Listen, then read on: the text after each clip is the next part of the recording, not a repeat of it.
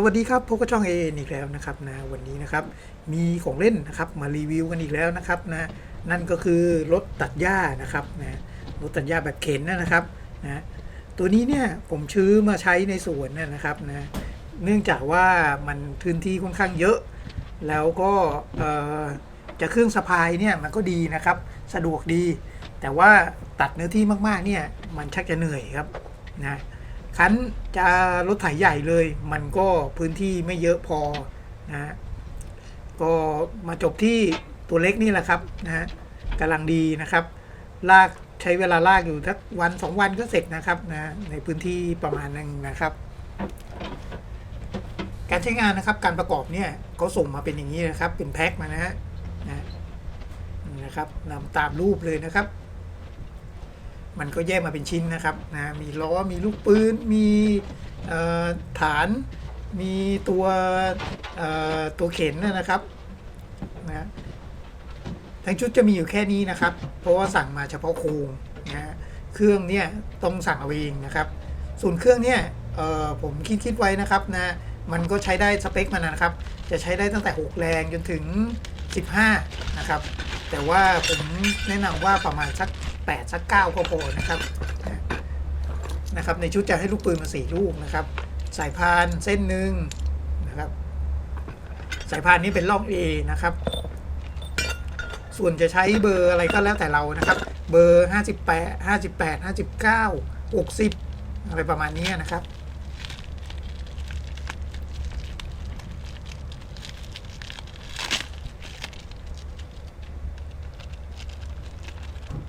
ตัวในห่อนี้เป็นชุดเร่งนะครับนะแต่ว่าเอาเท่าจริงๆนะครับไม่ได้ใช้นะผมไม่ได้ต่อไว้นะครับชุดเร่งนะเพราะว่าเครื่องเนี่ยมันถ้าจะต่อกับเครื่องที่มีชุดเร่งนะครับมันจะต้องมีอะแดปเตอร์มันต่างหากนะซึ่งของผมไม่มีนะครับผมก็ใส่เร่งค้างไว้เลยแล้วก็ลากไปเลยนะครับก่อนจะประกอบนะครับต้องใส่ลูกปืนใส่จาระบีนะครับนะใส่จาระบีที่ลูกปืนก่อนนะถ้าใครไม่อยากเลอะมือก็ไม้ครับไม้ติ่มเนี่ยป้ายเลยครับแต่จะให้ดีนะครับใส่จาระบีกับฝ่ามือจะง่ายกว่านะมันจะเข้าได้ทุกรอบทุกมุมนะครับอันนี้ผมป้ายไปนิดๆหน่อยๆนะครับจริงๆงานนี้มันก็ไม่ได้รับแรงอะไรมากนะ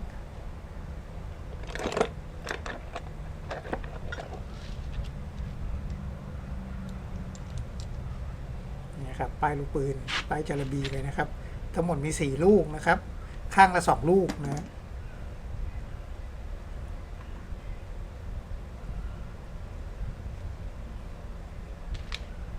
เวลาใส่ลูกปืนนะครับระวังอย่างเดียวเลยครับทรายครับ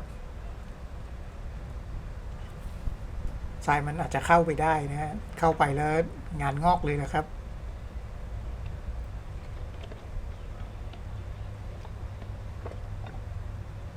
เวลาใช้งานเนี่ยมันมีตัวแหวนนะครับมีตัวแหวนบังอยู่แล้วก็มีตัว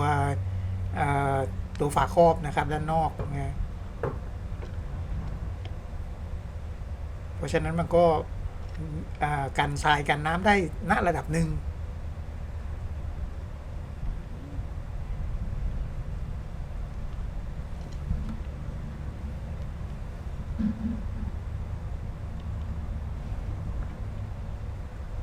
นะครับนี่นะครับสรุปแล้วก็นิ้วนะฮะดีสุดนะครับไม้มันก็ขัดมือหน่อยนะครับ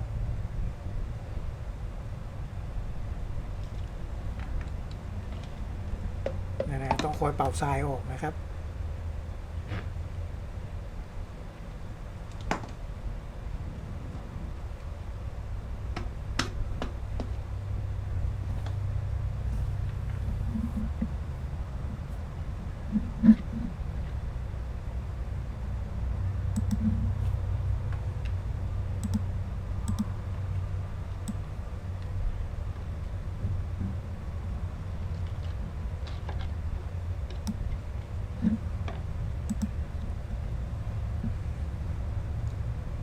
นะครับเรามาดูวิธีการใส่กันเลยนะครับ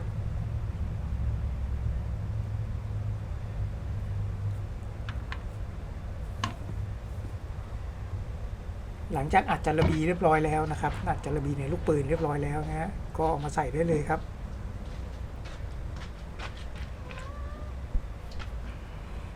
เสร็จแล้วก็เอาค้อนตอกไปเลยนะครับเอาไม้รองก่อนนะครับแล้วค่อยเอาค้อนตอกนะอันนี้ผมไม่ได้เอาค้อนไม่ได้เอาไม้รองนะครับก็ค่อยๆเคาะเบาๆเข้าไปนะฮะจริงๆจะให้ดีต้องเอาไม้รองนะครับนั่นแหละครับที่บอกว่ามันมีแหวนนะก็ใส่แหวนไปเลยนะครับมีด้านในมีแหวนนะแหวนนี่จะอยู่ด้านในนั่นแหละครับตัวบังไว้ไม่ให้ขี้ฝุ่นทรายเข้านะครับเสร็จแล้วก็ใส่น็อตนะครับ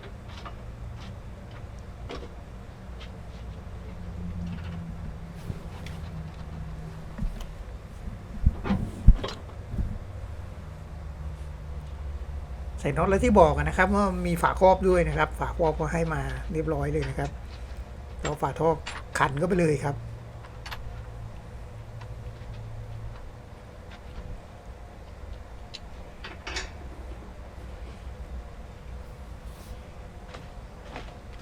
นะครับต่อไปก็เป็นถอดน็อตมันจะอยู่มาขันมาในตรงนี้เลยนะครับนะก็คือตัวเข็นมันนะครับมือจับนะ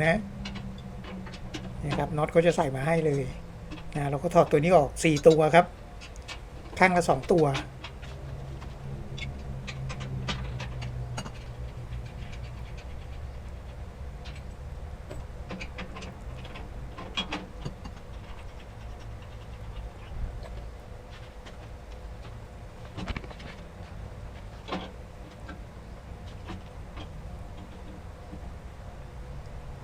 นะครับนะตัวมือจับมือเข็นเนี่ยหน้าตาจะประมาณนี้นะครับ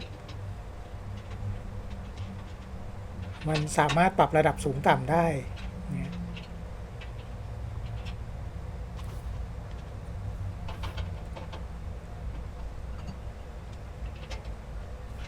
ใส่ตัวกึ่งกลางก่อนนะครับใส่ตัวกลางตัวจุดหมุนก่อนนะ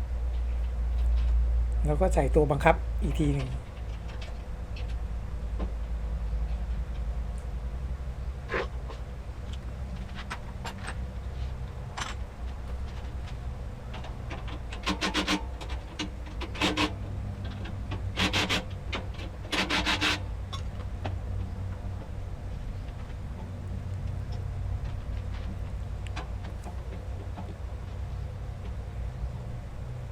ถ้าใช้กับการเข็นนะครับนะมันเหมาะสมกับ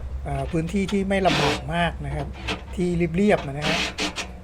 ที่ไม่เป็นหลุมเป็นบ่อมากนะครับนะใช้งานได้ดีเลยนะครับนะแต่ถ้าที่มันลำบากเป็นหลุมเป็นบ่อเป็นคลองอะไรพวกนี้นะครับเป็นร่องเอียงอะไรเงี้ยนะผมว่าเครื่องเหวี่ยงสบายกว่านะครับแต่ถ้าพื้นที่มากๆเนี่ยตัวนี้ใช้งานได้ดีเลยนะครับใบนะครับใบก็มีแถมมาให้ด้วยนะครับแต่ผมแนะนำให้ควรจะสั่งใบแยกนะครับนะซื้อใบแยกมาเลยนะเพราะว่าใบแยกเนี่ยเหล็กมันจะดีกว่าแล้วมันจะคมได้นานกว่านะครับใบเวลาเอาไปพ้นนะมันไม่ค่อยบิดไม่ค่อยงออะไรนะครับเวลาโดนก้อนหินอะไรพวกนี้นะครับถ้าว่าใช้ใบล้าง